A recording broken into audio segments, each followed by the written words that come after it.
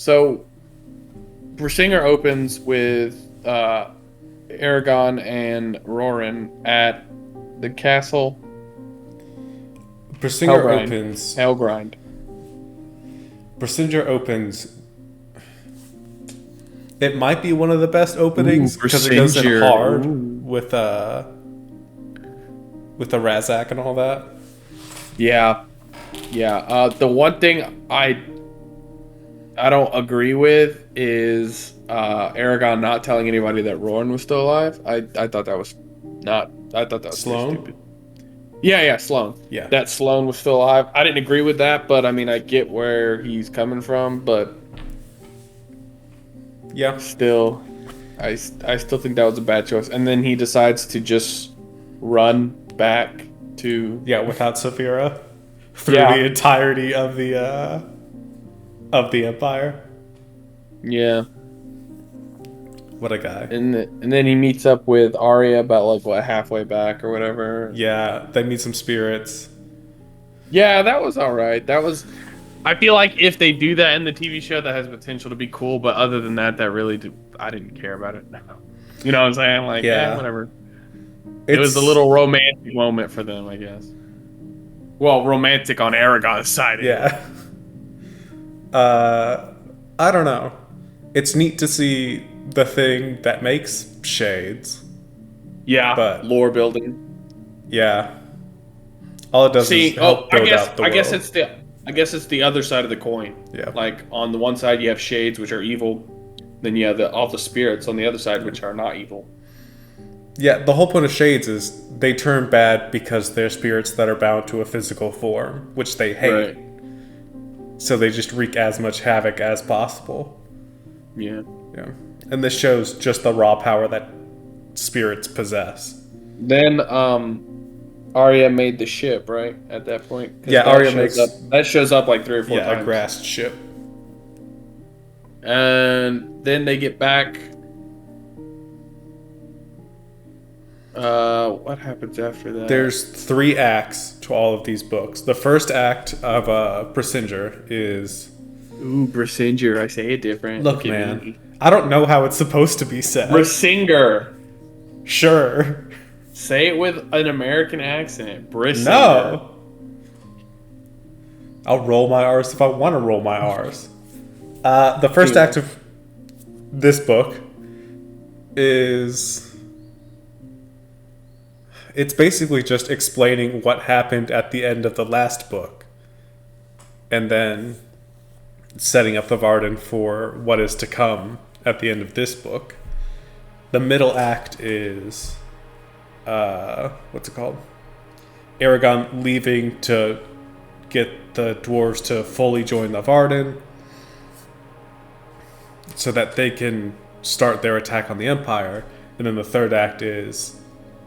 again, explaining what happened at the end of the last book, and then the first of the assaults on the Empire actually begins. Yeah, they go to, what's it called? Feinsta is the first major city they capture. That's at the end of the book. That's where they're at, right? No, they're still on the Burning Plains whenever Aragon and Roran go to deal with the Razak.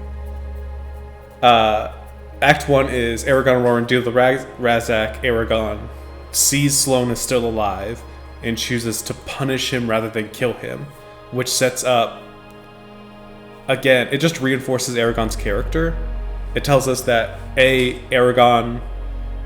I don't think at this point in his life, he just doesn't feel like he's ready to be judge, jury, and executioner. Yeah. Like, that's something that's gonna... Like, he doesn't want to put himself in a position where... He even says in the book, he's like, who am I to take this dude's life? He even calls Islanzadi, and when she's like, why didn't you kill him? He was like, okay, back up. Why am I supposed to be the one to deal with this? Well, everybody knows. Do you knows want me to become another Galbatorix? Everybody knows what he is. He is, he's the last good dragon rider. He's supposed to be the end all say all he's supposed to be judge, jury, and executioner, but Aragon doesn't want to be judge, jury, and executioner, which is why I think this is why I like him so much, where he's Yeah. just like, oh, you deserve to die for what you did. I'll kill you. No, he sees that. Well, that's what Galbatorix does, so I'm not gonna do that. So yeah, it also helps I to think reinforce. It's really, yeah. It also reinforces his like grassroots upbringing, and that he never would have been put in this position elsewise. So now that he's in this position, he would rather let it fall on somebody who has experience in this area, rather Which than is take it upon totally himself. fine. Yeah, which is He the has right tons, thing to do. because he has tons of time before he figures everything out. Yeah, he even says in his, I think it's in either his conversation with Islan Zadi or with Arya, where he says, like, if I come face to face in a fight with Galbatorix and I disarm him, I'm not killing him. I'll bring him to the leaders of the Varden and let them decide it. If they then decide he should be executed, I will gladly swing the sword. But until that point, I am nobody's executioner. Which is like a solid stance to take for a kid who's so young and been put through so much up until this point. Yeah, I really like how he's not like, as a young, kid. I'm glad he's not like war hungry and just ready to prove himself. He's kind of like hesitant with all this. He really, and most of his choices that he'll take a step back and look at it before he decides. Yes. Which has gotten him into trouble before. So yeah. Not only does this have one of the strongest openings with the fight between him, Saphira, Roran, with the Razak and the Leatherblocka, it also has one of the most interesting openings that Aragon absolutely refuses to understand. Because, like, Aragon's one short failing is that he finds it extremely difficult to accept people how they are. Because whenever he meets the, what's it called? The Urgles, even when he goes through their minds and he sees that, oh wait, they're just people that have a different way of life and come from a different area than me, he's still a little bit racist towards them.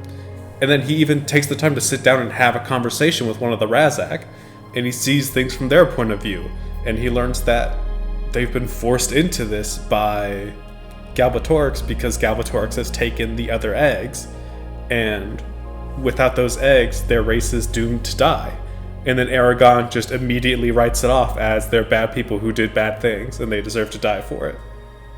Well, I think that was in part of, you killed my adoptive dad. Yeah. And I literally will not listen to anything you have to say. Yeah. I will kill you. So, I mean, from a standpoint, I understand it. He's mad. This is his revenge. This isn't a serious fault. But also, Razak are just evil. Yeah, I think they are. I don't think there's no hope for the Razak to turn around and be good like the Urgles did. Yeah, I just think the Razak are pretty evil. I think he made the right decision there. The Urgles were being possessed, and the Razak shows up, and his last wish is that Aragon will teach the bards songs about how terrifying the Razak were. Like, they're not pitched as good people. And my thing is, Aragon's like, no, everyone's gonna forget you. But then, what about all the other people that know about the Razak? Yeah. I don't think the Razak are gonna be forgotten anytime soon. But it's not gonna be because Aragon is telling people about it. What it is. Because the Razak were like Galbatorix's secret police or whatever. Like, everybody knew about it. Yeah. They were like the Gestapo. Like, everybody knew about them, and they were out to get. They were like They existed solely to do extrajudicial tasks. Right. So, kills the last of the Razak. Yep. And then takes Sloane. He runs curses back all him, the way. and then runs back to the Varden. Yeah, he takes Sloane. Well, Sloane didn't have any eyes. That's right. Yeah. Then they go back to the Varden, or he sends Sloane off to Elismira. Yep. Well, he didn't tell him, but he was like, if he ever changes his mind or he ever changes his ways, he'll get his eyes heal back. up. Yeah. So they go back. He meets up with Arya. They hit the Varden again, And then like immediately she's sending, because it'll cut back to Roran again, right? And she's sending Roran out. No, wait, that's in the third. You're right. This is the third book. Roran is getting sent to Argos. Yeah, or that's right. rather, he gets sent on a couple of raiding runs to see if he's ready for command. And then once he proves himself ready of command, he goes to Argos. And as much as I like this book, man, Christopher Paolini never made me feel connected to Roran as much as I was connected to I never Aragon. cared about Roran. I never cared about Roran, you know. Honestly, I cared more about the magic user who was with Roran than I did Roran. Ooh, and boy. I forgot that dude's name. Yes. What's his face? He was like a novice at magic or something. And Roran he was extremely cunning. He just didn't know much. This? Yeah. I know. Roran's like, well, you're not. Aragon could do it. Aragon could do it, and the dude's like, Aragon could do literally anything. I don't know. I never really cared about Roran, but whatever.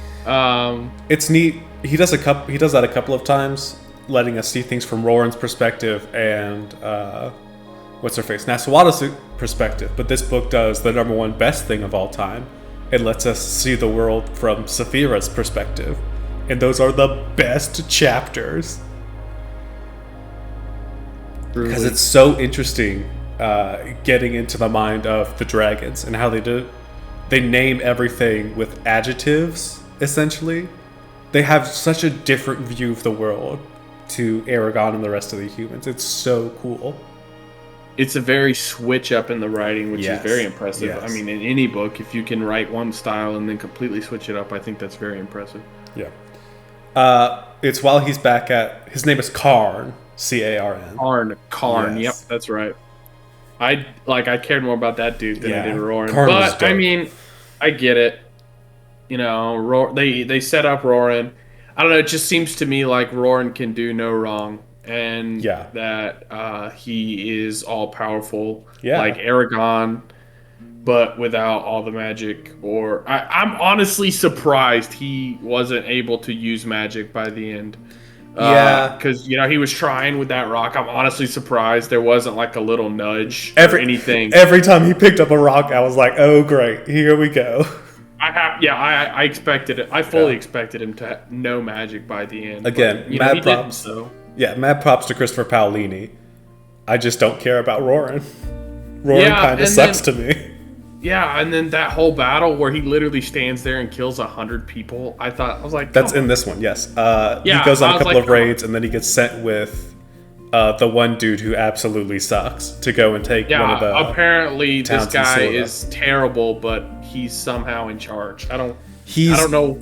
He's a shrewd combatant. He has ideas, and they work. He's just willing to sacrifice anything to make them work. And I send wave after wave of my own men. He is exactly Zap Brannigan. 100%. Yeah, I guess. Yep. But then Roran was like, he stood there and he killed 100 men. Or it was 100 plus. It was some ridiculous. It was like 193. Which it's at the end of that battle where somebody talks to him and is like, "How many people did you kill?" And Roran's like, "I think I got 60. I think that's where I lost count." And somebody next to him's like, "It was like 200, bro." And he was like, "Oh, cool. Let's move on." Right. Like I don't know. I like everything else about the book. I personally would have rather seen any chapter from Murtag's perspective. Yes. We didn't get a single Murtag chapter, which is terrible because Murtag is my favorite character. We need to talk about him at the end of this. He's my favorite. Going back to it, though, it's after Aragon shows back up at the Varden that he tries to undo his curse on What's-Her-Face. Proving once again Aragon still sucks at magic. What's-Her-Face? Elva. Elva's the cursed child. I don't like Elva. Well, I like Elva, but not really. She rubs me wrong, but I think that's the purpose of her character. Elva's interesting. She's a very interesting character. He tries to undo his curse on Elva, and it doesn't work right. But it does work some to where she just learns to block it out. Instead of having to feel other people's pain. It no longer hurts her when she doesn't. Yes. Yeah, she can ignore the pain. Yeah, and this is after they set up the whole. Aragon's got 12 spellcasters that hang around him at all times and keep him safe. Bloodgarn, love him. Introduced. Bloodgarn, super interesting. Yeah. And Nasawada's got her Oh, yeah. Nighthawks at this point.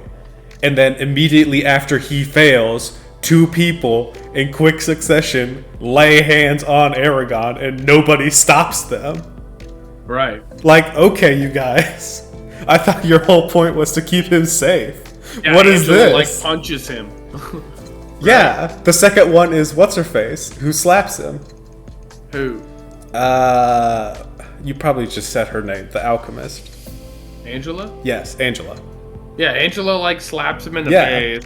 She blames him for her personally choosing to rear Elva to be a good person.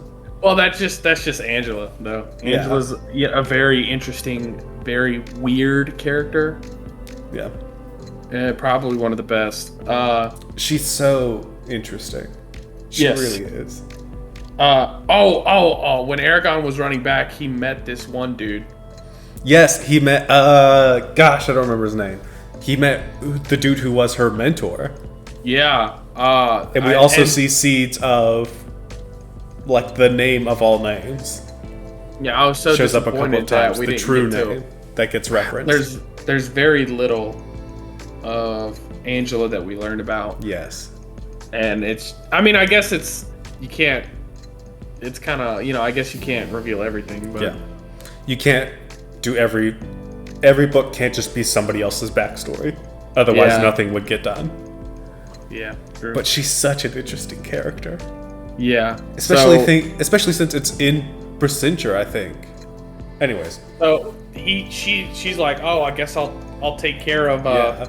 She blames him for having to choose to take care of Elva. He's like, yeah, I didn't want to spend the next 10 years of my life doing this, but whatever. Yeah, even though she's an indeterminate age And already. everyone's like, no one's asking. A, nobody's asking. B, you might be 3,000 years old, girl. What is 10 years to you? Right, like that'll be a blink of an eye. Yeah, and then the middle part of the book happens where Roran gets sent off to do the raiding parties and see if he's fit for command, while Aragon gets sent to Farthendur. To Aragon, again, good kid, has a good heart, doesn't want to do bad things, and openly tells Nasawada he won't pick the next dwarf king. Like, he won't force a decision. He'll side with Oric no matter what. Even though Nasawada's like, hey, I want you to go over there and interfere in their politics so that we get somebody who's sympathetic to us. Right, which I think, it's... I didn't like that she asked him to do that, but I also understand. She's in the middle of a galactic war. She needs all the help she can get. I do like the fact that Aragon was like, nah, I'm with Oric all the way, Yes. Again, it just goes to... Christopher Paolini proves himself over and over again to be masterful when it comes to writing believable characters. Because Nasawada's defining trait is her loyalty to the Varden. And she's willing to do literally anything to make sure that the Varden lives through this time and defeats Urubane and Galbatorix. And she's willing to go so far as to meddle in other people's elections and submit herself to the trial of the Long Knives, just to that was a really good. Have the respect that she needed to lead them. This is where, was that in the third book? Yeah, it's Act 2. It's while he's out and Roran's out that she undergoes the trial of the Long Knives. Right, so Aragon is sent off to Farthendur without Saphira because they're trying for some reason. Not for some reason. They're trying to make it look like he's still there so that they won't be attacked by Thorn. It was between and all them. The transition point between Act 1 and Act 2 was when Murtagh showed up. Aragon and Murtagh had a bit of a fight while the 100 of the Laughing Deathless Hand show up. Yes. The Laughing Hand, like they're Sorry, basically the Laughing Hand is a D&D thing. That's my bad. The Deathless. I don't know what they're called. Soldiers who can't feel pain. They eventually called them the Laughing Dead. Laughing Dead. Yes. Yeah. Oh man, that was very such a good. And that's the transition point, because it's after that where Nasawada comes to the realization that A, the Varden cannot do this on their own, and B, they need reinforcements and they need them quick so that they can start pushing the Empire onto the back foot. Right. So the Laughing Dead were a group of people who basically are impervious to pain. Yes. No matter what. Like, and they'll die, but they won't feel it. And I think one of them was captured, right? No, they couldn't capture them. Like, they tried to, but didn't they interrogate one of their mind or something like that? Talking. No, it's while, because at the end of the thing, Murtagh shows up to fight Aragon and doesn't know that Aragon has the 12 spellcasters with him. Right. So altogether, all of them manage to wound Murtagh enough to cause him to fly away. Right. Because while Galbatorix does want Murtagh to capture Aragon, he doesn't want to lose Murtagh in the process. Yeah, or Aragon. Yes. So it's while Murtagh runs away and Aragon passes out that they surround a couple of the Laughing Dead. Like, they don't have weapons, they're on the verge of death, but these guys still won't submit because nothing you do matters to them. So they can't feel pain, so you can't threaten them with that or with death, because they accepted that when they came there. So they talk to them a little bit, and it's during that conversation with them and a couple of the spellcasters afterwards where they learn, after dispatching all 100 of them, that these guys were impervious to pain. Yeah. They never fully capture anybody, but they do get a couple of them, like, surrounded with people with swords. Yeah. And they're all basically suicide bombers. They knew they were going to die. That was their whole purpose. Yeah, that's what the one that they were talking to says. He's like, what do I care if I die? My family is set up for the rest of their lives. Which is very interesting. Yeah, my family is essentially put in the richest corner of Uterbane for this. Like, you guys can do whatever you want to me. I won't even feel it. Yeah. So yeah, it's neat. Probably setting up some neat stuff.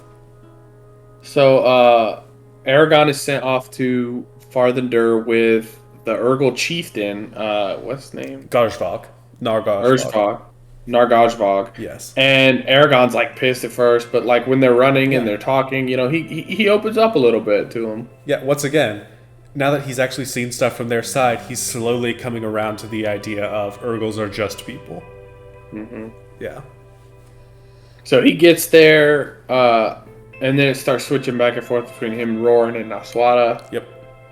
And there's one chapter of Saphira in the middle of that. Let's talk about Aragon's portion first before they all get back together. Yeah. Aragon hangs out in the mountains, talks with Ulrich, learns a bit more about the dwarves, and then gets attacked. Yeah, which I thought was stupid. I mean, like, how stupid are you? You're going to attack the guest of honor, who just about every dwarf has their eye on, basically. Yeah. At this point, and then all of a sudden they attack him, and then I don't know. They figured out who attacked him. I guess they figured out who it was. It was one of the rival. Yeah. And they basically shunned him. Yeah, they shamed an entire clan. Yeah, and then they were like, "Oh, the clan will be back once they decide to get rid of him." Yeah, once they decide to get rid of him, we'll let the clan back in. So Ulrich works. Ulrich becomes king. Yeah, Ulrich becomes king. It sets up a couple of really neat things that I didn't realize until I finished the book, which is that... what's it called? That was where we see the stone trees, right? Or is that the yes. Book? They had the conversation out at the stone trees where Aragon's like, hey, Ulrich, Nasawada wants me to mess with your election. And she wants me to give my support to whoever will win, not just you. And Ulrich's okay. But what do you want to do, Aragon? If you trust me, I can win this. Aragon's like, I got your back, homie. Yeah. I do like lore building with the dwarves, how to become a man or be considered an adult or whatever, they do the stone tree things, right? You can do it a little bit growing up, but it's also like a punishment thing. Like if somebody is too hot-headed or it got punished to do it once. If somebody's too like aggressive or hot-headed or whatever, they'll be sent to carve out these stone trees. And they'll do that for... Ulrich says they do that for like 5 or 10 years or whatever. And afterwards, they've usually chilled out. Yeah. Which, again, just goes to show the vast difference between everybody's lifespans and the humans. Right. So after Oric is elected king, Aragon meets Oric's homegirl. He meets her before they go to the election. Right. Yeah. Yeah. And then she goes off to lead, right? Because she's not just a girl. She's the Grimesborth of Der Grimston which essentially means she's the governor. Yeah. So when Oric is busy, she's in charge. Yeah. Now that Oric's been elected king, she's in charge of Der Grimston while he's overseeing the what's it called? The affairs of all the dwarves. Right. It's after he meets her that they go to the stone trees, and then they travel to Farthen Door, and then he gets attacked, and one of the attackers breaks one of the lanterns, and you see what happens when a lot of pent-up magic gets released. Gets released suddenly. Yeah, gets suddenly released. And it almost destroys him and a bunch of other people in the process. Right. Yeah. And then he goes he reunites with Saphira, who, who works with Aragon to recomplete the Star Sapphire, which got shattered at the end of Aragon. And then they go north to finish, quote unquote, their, training with Glader and Ormus in Elismira. Yeah, he runs back to learn anything. I don't think he makes it all the way into Elismira. Like he stops on the outskirts and then strides. He does make it all the way to Elismira because he has to use the. This is where he gets Brinsingir because he lost Zarok at the end of Eldest, and he's been working with a bunch of different swords in the meantime. That have just been absolutely doo-doo. Compared to Zarok. Nothing compares to a rider's blade. Yeah, nothing compares to a blade that won't dull or break ever. So when you have and with his advanced strength, he's used to a blade that won't break or dull. So he's using all these other weapons like that, and they break easy. Yeah. So he goes to the Manoa tree and fulfills that prophecy that. And the Manoa tree absolutely takes his ability to have kids. No. Look, man. At the end of that, the Manoa tree says that they're going to extract a price from him, and then he feels something in his chest leave him. Definitely not. That's not all what I'm saying is, do you know of any of Aragon's kids? Thought not. There's a reason for that. Not yet. Anyway. That's what I think it is. So, I really like how that one elf took over his body and made his sword. Yes. Because that's hope for the future. Yeah, that's hope for the future. Because she can't do it herself, but she vowed to never make a blade herself. But so long as she guides somebody else, she's technically not breaking her word. I think the best, which we see her again, but not like really. She's not important after she makes the sword. I think what would be best for her is to take an apprentice and then teach them everything she knows and all that. But anyway, again, it would have to be an elf. So, yeah, for sure. Or Aragon. So they make Brinsingir, which is a little. I think it was described as a little heftier than Zarok or whatever. It's got a sharper point than Zarok does, a blade of similar length, and a hand and a half hilt. Which is interesting because that means now he and Murtagh have essentially just swapped sword styles. Right. Because when they first met, Murtagh had a hand and a half hilt and a longer blade than Zarok. And then he took Zarok and left his blade, and Aragon preferred to fight with two hands most of the time, so he had a hand and a half hilt. No, Aragon prefers to fight with a shield most of the time. That's what he said. He says he prefers to fight with a shield, but he rarely does. He's like Boromir. He carries the shield around, and then when it's time to fight, he never uses it. Yeah. Anyway. It's just before he makes Brinsingir that he learns Braum was his father. Which, oh man, I would be understandably pissed about. 100%. Oh, dude, I don't know why he wasn't angry. Oh, I would have been. He started out angry, and then stopped. Oh man, he listened to the whole story, and he was chill. No, dude. I don't know. No, I would have been so mad. Like, you mean to tell me I was riding with this dude under the threat of constant death and he never told me? It's not just that. It's also that Saphira made a promise to never reveal the information to him. Right. Which hurts more than anything else. Right, like this is basically Saphira and Aragon We're supposed to be the two closest person. people in the world.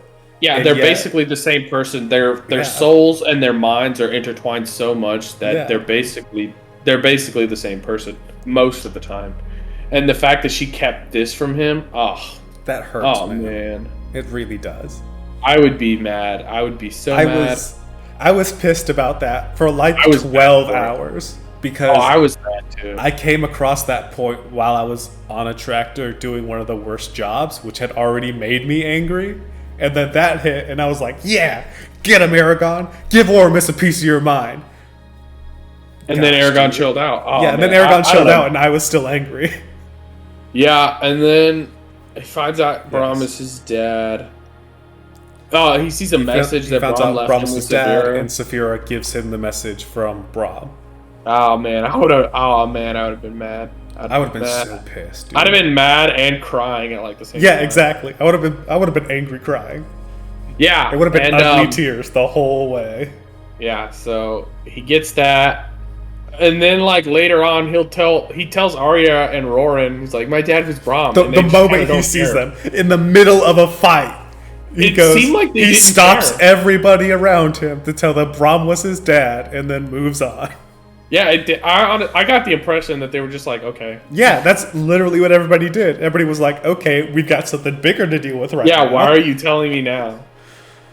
Anyway, so Roran, it'll switch back. Let's talk about Roran now because after before we pick up with the last big thing. Yeah, he'll leave Elismira after making the sword, and we'll deal with the rest. And Glader and Audemus decide that they are also going to leave. Audemus?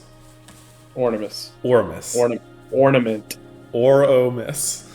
Well, I'm listening to it at 10 times speed, so he'll say it really quick. Oramus and Glader decide to leave. Yeah. I know Glader's name better because he's mentioned longer in the book. Because they talk way more about Glader than they do Oramus. Yeah, Oramus. Even when they were training together, they talk more about Glader. Oramus is mentioned like 5 times in the whole book. Anyway, so Glader and Oramus decide that, hey, we're done hiding. Yeah, we've trained the next guy as best we can. It's time we join the fight. Good luck, fam. Yeah. And then they do the dumbest thing of all time. It's separate from Aragon. Yeah, that they should not have done. They should have gone with Aragon. We'll deal with that in a second. Roran does a couple of supply raids. Takes over a castle. Yeah, Roran does a couple of supply raids. Does the assault on, or rather defends one of the cities in Surda. This is the thing, though. Naswada's like, no one's been able to take this castle. If you could do it, you're in charge. So I don't know why she thought Roran would. She openly tells him she didn't expect him to. It's after all of that he gets sent to Argos to settle that matter. Why would they needed soldiers? Why would she send him though? Because as she tells him this at either the end of Brinsingir or at the very beginning of Inheritance, she mentions that A, she never expected him to actually be able to do it, and B, she says something along the lines of, you have a habit of doing things that most consider to be impossible, so I figured I'd just throw you at the problem and see what happened. So it was between Feinsta and what? It was before the assault on Feinsta that he goes to Argos. Yes. And Feinsta's the end of Brinsingir, right? Yes. It's the very last thing that happens. Okay, so Roran does the raids. Yeah. Roran does the raids, does the defense of the town in Soda, which is where he gets the tactical nuke kill count. I just don't know, man. I just don't know. I feel like he went overboard with Roran. Yeah, Roran just kind of felt like a plot device. It felt like he was trying to make Roran as cool as Aragon. Yeah, Roran definitely got Phasma'd. You're right. It was somebody that they set up because they wanted him to be as cool as somebody else, and then he wasn't. Like Captain Phasma. Yeah. He got Phasma'd. Poor boy. Yeah. And then there's the assault on Argos. Yeah, where he gets put in charge of that, or he gets set to take over Argos because the other guy can't do it. Right. Yeah. Which has the assault on Argos is more or less just like run of the mill. It's just another battle that we've seen a couple of times until we get to the battle between Karn and the other magician. Or like how Roran goes head to head with a Call. He doesn't. It's an Urgle. It's not a Cole. They are 100% clear about that. Yeah. Oh, okay. Because I think I could have sworn it was a Cole, dude. I was like, "There's no way." Yeah, I think during that fight, Roran thinks to himself, "Man, if this was a Cole, this would be going differently." Okay. Because Roran gets sent with a bunch of Urgles because Naswada's like, if we can show that one team can work together, then the rest of the army will stop fighting. And I don't know. So he gets into a fist fight with one of the Urgles to assert his dominance the way the Urgles do, and then he gets sent to Argos. Argos is pretty much run of the mill, just Roran doing weird stuff that works somehow until the battle between Karn and the other magician, which is oh man, dope as hell. I know. I hated it though. Was it Karn like commit suicide or something like that? Right. It's while the two of them are battling out with their minds. Roran starts like creeping off to one edge to try and get start flanking the magician that's on the other side of this courtyard or the soldiers that are behind him. And it's while he's trying to flank that the magician catches Roran out of the corner of his eye, loses concentration, and rather than letting Karn take over his mind, just casts a spell, which essentially knocks everybody back and does it essentially does an explosion. But while that's happening, Karn also casts the spell. It's the resolution of the thing that Brahm was talking about in Aragon. Yeah, if you cast a spell, you have one last opportunity. In a fight between magicians, it's not a fight of who's better with the ancient language. It's a fight of whose mind is stronger. Because if one person casts a spell, there's always enough time for somebody to retaliate. And that's exactly what happens. And Karn casts a spell that drains the enemy magician of every drop of water in his body. That was he just sick. Slowly turns into this withered being as every ounce of him just drains out. Right. And I don't know. I liked Karn. I was sad he died. Karn was super cool. It sucked to lose him. But that was the dopest way to lose him.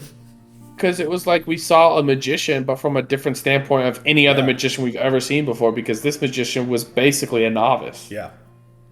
But not really. He compared to all the other magicians we've seen, he was a novice. Yeah. It was that's such a good point. I love that chapter. And then that was a good one. they move into the castle, and Roran gets shot in the back with a crossbow, and everything else goes on while he's blacked out, essentially. It's out for the rest of the battle.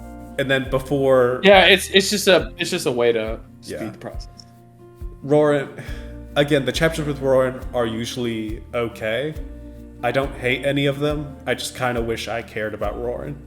Yeah, I honestly, I didn't... Like, I read them and they were enjoyable. I just did not care about Roran the way I cared about... Aragon or Naswada. Or even Arya, who never got a chapter for herself, or Auric, who never got a chapter for himself. I don't know. I just felt more connected to those characters. It's also during that time that Naswada undergoes the trial of the Long Knives, which is good. One of the sickest parts. It really is, man. We finally get to see where all the other black people are. Yeah, Naswada's people, the wandering tribe, come in. Yes. And they're supposed to be like south or southwest of most of Alagasia, I believe. Like they're not from Alagasia. Through the world, essentially. And they're all extremely rich, they're all extremely strong, they're all very good fighters. And Naswada, she's never met any of them, but she learned a lot from Al-Shahad. So... Her dad, Yeah. And that's why she knows that she can use the trial of the long knives to try and assume Yeah, they come in and they're like, well, you want our help. Why aren't we leading the Barton? Yeah. So they do this trial of the long knives where they self-mutilate their arms. Whoever can withstand passes out first. Yeah, whoever passes out or taps out first is the loser. The ideal behind it is that to lead people means you have to subject yourself to their pain as well as your own. So in order to prove that you're worthy of leading people, whoever can withstand more pain should be the one who leads. Which it's interesting that I'm really, really glad that Christopher Paolini didn't just write this as a knife fight to the death. Because that would have been cool, but significantly more boring than the trial of the long knives. The trial of I do like that it was self-mutilation. Yes. And who could not tap out longer versus a knife fight to the death, because it would have been less believable that Naswada beat this dude in a knife fight to the death. That's less believable than Naswada having so much the necessity to beat this guy to where she was able to. And I think she cut herself on her arms more than anyone ever has. Wasn't it? It was like 9 times. And I think the most was 6 at the time. So they just the kept most going. was the guy that she was going up against, who had done 6, which was more than anybody else. And then he does 7. No, she does it 8 times. Because once he hits 7, he's like, beat that, and then she does 2 in quick succession to take the lead, which means that he would have to do another 2 if he wanted to win. And he only did another 1. He didn't do any. And then he was, oh no? Yeah, he stopped at 7 because he was like, if I do another 2, I'm going to die. Yeah. Yeah. And then she also decides not to let a magician heal those scars. Yes, it's part of the trial of the long knives is that you have to endure every ounce of pain. Not just it being inflicted, but every ounce of pain coming from the natural healing process. So she beats them and then gains their respect. Their respect and their wealth. Yeah, their respect and wealth. And it's then such a good way, though. The trial of the long knives is really what pushed Naswada up in favor in my eyes. Until then, she was cool. At that moment, she was I was like, oh, Naswada, she's the leader of the Varden, she's cool. And then she did the trial of the long knives. I was like, oh, okay, this chick means business. Yeah. Hold up. She's not playing around. Yeah, she's not playing around. It's such a good way to do that because it's just so easy to be overly violent about stuff and demand everything come at a blood cost, And before that, the trial of the long knife, she didn't really have any kind of way to have proven herself before that. Yeah, she was good. She was riding off the high of having fought with people in Farthendur. That was it. That was where all of her respect was coming from, as somebody who had also fought with them before she lost Al-Jihad. And also, this also just proves, and bearing these scars cements her as somebody who is willing to undergo anything in order to keep the Varden safe and to see that the Empire falls.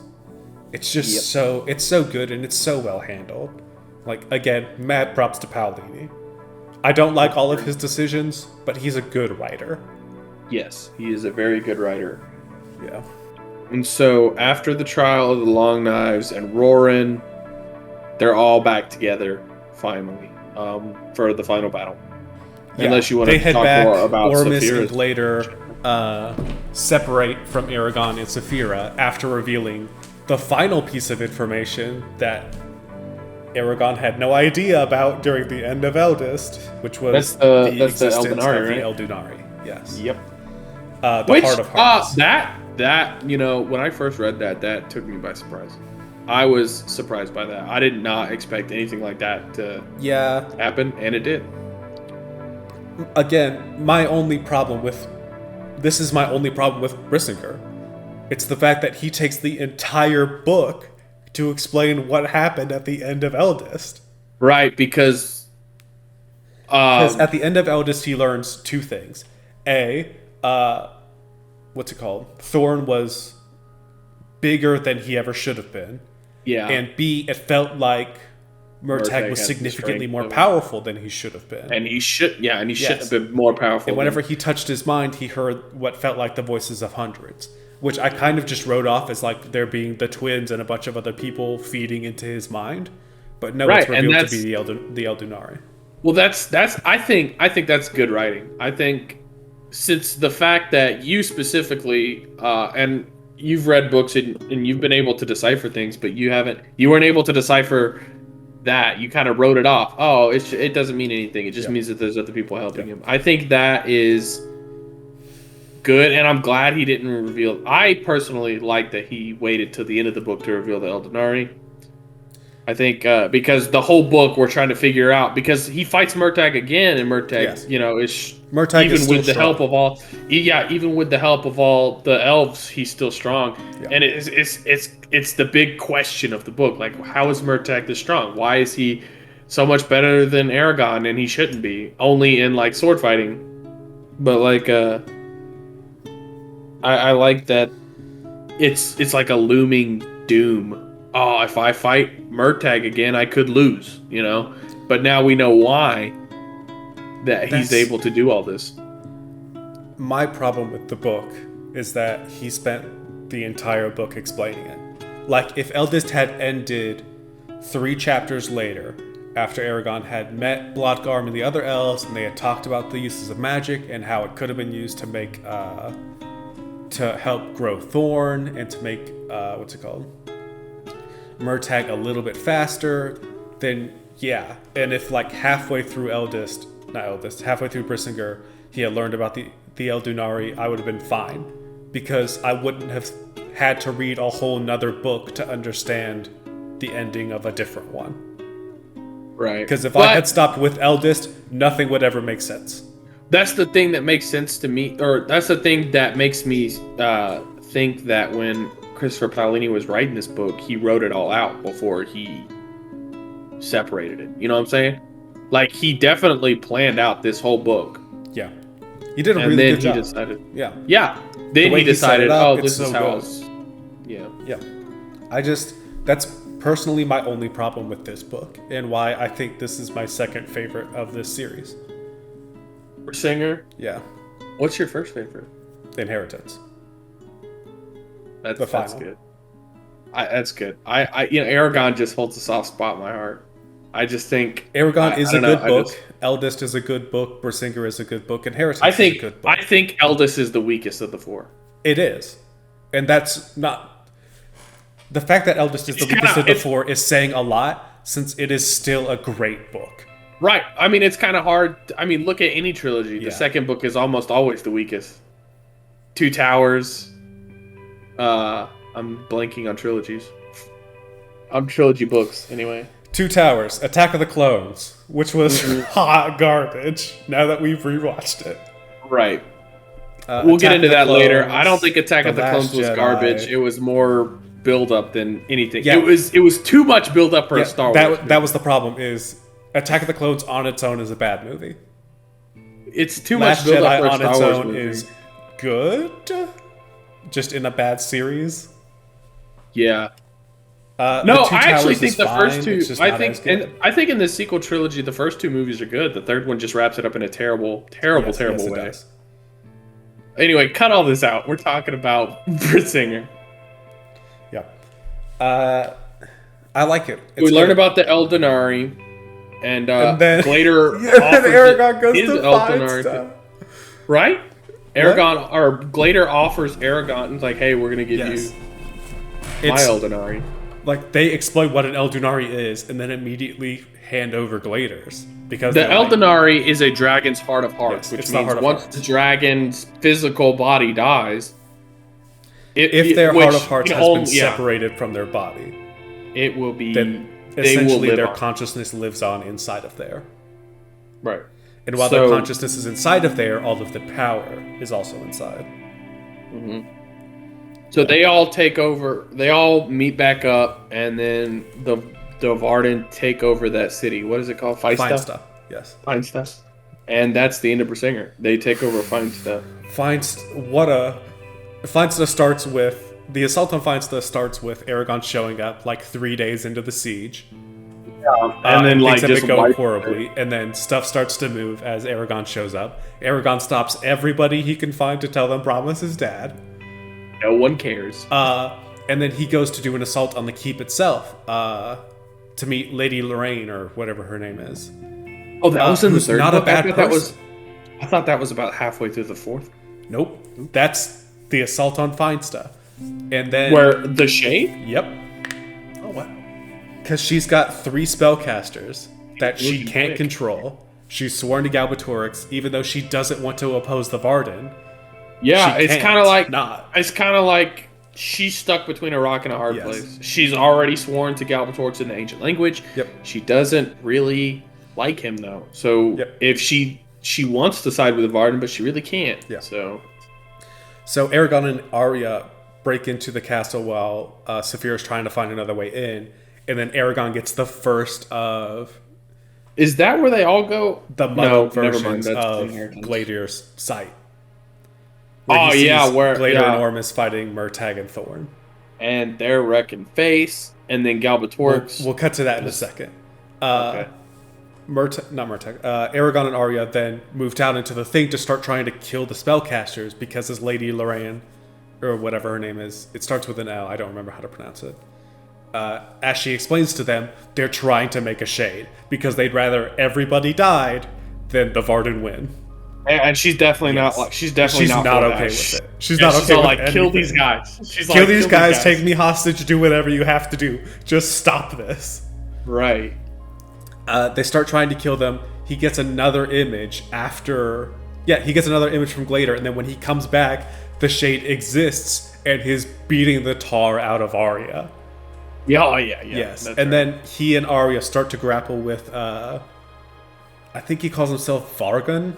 Something like that. Something like that. And now we see, like, after having seen spirits at the beginning of this, and the ideas of Durza, we start to see, because this guy actually talks to Aragon, and he talks about how angry he is that he being these spirits is forced into this mortal coil.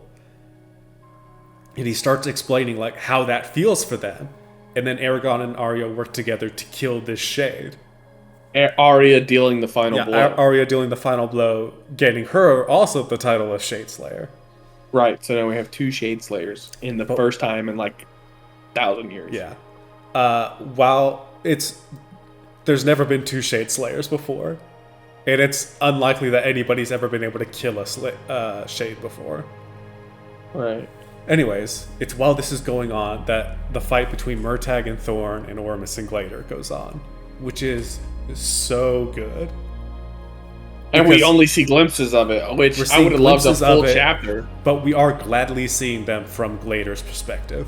Yes. It's so Because it's good. like, because it's the Heart of Hearts. It's what Yes. The Heart of Hearts is it's transmitting messing- his memories and Oh, what he's hey. seeing to Yeah, Aragon. he's like, oh, hey, something's going on with my body. Let's see what it is. You know, it's kind of like the Heart it's of not Hearts even is trying. conscious because he's not it's talking trying to to- Aragon. It's just trying to warn Aragon. Yes. Since Aragon's in possession of the Heart of Hearts, he's like, hey, the guy The whose heart consciousness is just is flooding whatever. over Saphira and Aragon. To the point where it leaves them. Yeah, Aragon almost dies to that shit. Yeah, they can't. Yeah, they can't do anything. It's kind of like Yeah. it's not like instantaneous. It's taking Yeah. over a time. Yeah. We see them fight. We see them fight, and then Galbatorix intervenes. But just before Yeah. that, we hit a Dog, point and that I haven't read the books, so I can't say for certain, but I'm entirely convinced I would not have read that the same way that Gerard Doyle voiced it. Because when Murtagh talks to Ormus, Murtagh is on the verge of tears. And yes, that's how such I. an interesting choice. When I was reading the book,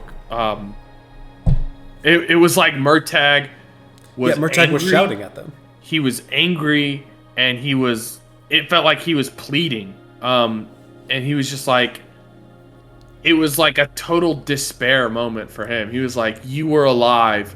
Yeah. you could have saved me. You could have helped us. It was a huge despair moment for him and Thorn as well. I think we don't really hear what Thorn says, but I definitely feel like because dragons are sentient and everything, Thorn was definitely probably feeling the exact same way.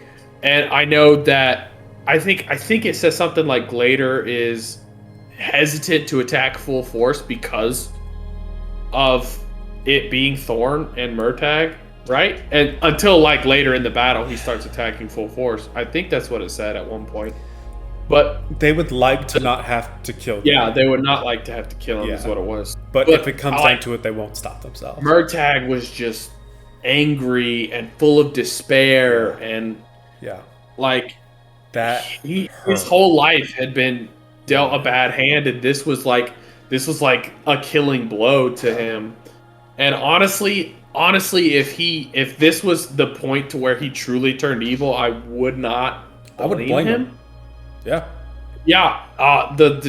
It's just like the pain that he felt did not transfer well, because the second time I read it, I listened to it. When you were listening to it, I listened to it as well, just to get it done quicker. It definitely did not translate. Like the first time I read it, I remember I even felt the despair. I was like, oh man, this sucks for him. He's definitely like at his lowest when he sees Glader and Ornamentus, and it's just, I don't know. I honestly wouldn't have blamed him if he truly decided that this was it and like he's done and he'll help Galbatorix now. I don't know if I would have come to that same conclusion if I had been reading it myself, but I am so glad I heard it that way, because that's such an interesting. Had it been anybody else, I would have expected him, like any other writer in any other series, I would have expected this dude to just be pissed out of his mind and then just strike out angry. But he is like broken. Yeah, every time we see Murtagh before this battle, he's all like, I don't want to do this, but I have to because I've sworn to Galbatorix. He is frustration incarnate. And I think he says if Aragon were in my position, things would have turned out different. Like he says that multiple times throughout the series. Like if you were in my position, wouldn't have been able to be as tough as I am. Yeah, which is true. I 100% agree. With that. And I think like throughout the whole time he's fighting and talking to Aragon, it seems like he's fighting Galbatorix, and like he's not wanting to be. And then we see him fight Glader, and I feel like this is his lowest point. He is broken. He is upset that Glader and Ornamentus were not there to save him from Galbatorix's clutches. And I feel like if Murtagh were to ever truly become evil, this is the point where he is beyond saving. But before that was handled before he could do anything, Galbatorix takes over and is like, oh, if it isn't my old pal. Glader and Ornamentus are about to end Murtagh and Thorn, and then Galbatorix reaches across an entire continent and just showing how powerful he is. This is also the first time we ever actually hear him. This is.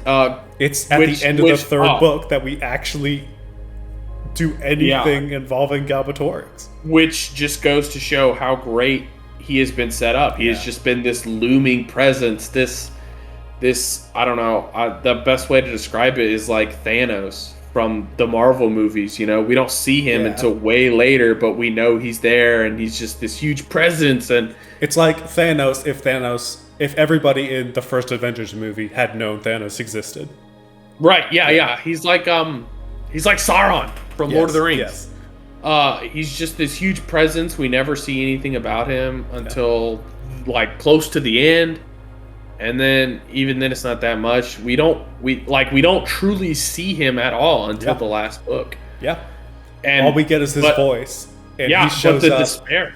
The despair is there. He says, the first thing like Paolini describes about him is that his voice is silky smooth. And it makes everyone want to listen to him. When I heard the first description of him speaking and how, you know, everybody wanted to obey him, I was thinking like, oh, this is like almost the exact same description as like Lucifer Yep. from the Bible. Like he's pure evil, but not like it doesn't seem that way. You know, like Yep. he's appearing and he's genuine. But Yep. anyway, back to Gosh, man. Brinsingir. Yeah, and then Later Galbatorix in Ornimus, possesses yeah, Murtagh, Murtagh. kills I Oramus, and kills Glaber, yeah, yeah, and then and that's the end of the book. that's the end of the book. Yeah. What a good Overall, book, I man. think overall I think Brinsingir is probably the second best. Like the crazy thing is with the series, it got better with Yeah, time. yeah, Even though I don't like Eldest as much as Aragon, it's still better than Aragon. yeah, Um, and then Brinsingir is better than Eldest, and then Inheritance is probably the best of all of them. yeah. Uh, Overall, I think this book is really good. Brinsingir, it doesn't do well as a standalone, so don't try it. But Yeah, definitely yeah, read the series. yeah. You, Um, this series has to be taken as a whole.